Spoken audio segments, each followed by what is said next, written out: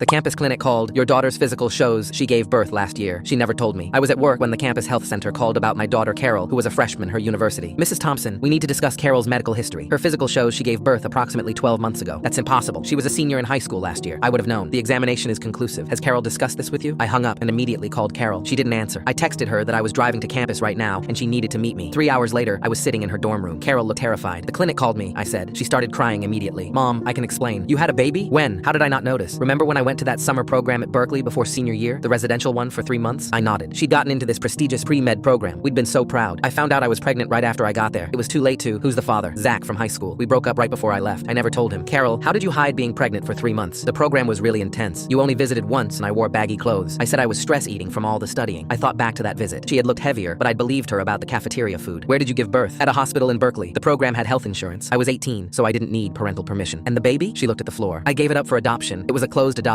I signed all the papers myself. Carol, how could you go through this alone? I wasn't alone. Dr. Chambers from the program helped me. Your professor knew? She drove me to the hospital, helped arrange the adoption. She said she'd done the same thing when she was young. I called Dr. Chambers that night. She confirmed everything. She'd helped Carol find a good family and handle the legal aspects. She'd even gotten Carol therapy afterward. Why didn't you tell me to call me? I asked. Carol begged me not to. She was 18 and terrified of disappointing you. She wanted to be a doctor like you'd always dreamed. The truth kept coming out over the next few days. Carol had hidden morning sickness by saying it was anxiety. She'd taken her finals 2 weeks early, claiming she had a family emergency. She'd given birth alone, except for Dr. Chambers, then returned to finish the program 2 weeks later. The baby was healthy, she told me. A little girl. The adoptive parents seemed wonderful. They're both teachers. Do you regret it? Every day. But I also know I made the right choice. I couldn't raise a baby at 19. I found out Zach had started dating someone else immediately after their breakup. Carol didn't want to trap him or ruin his football scholarship, so she handled everything alone.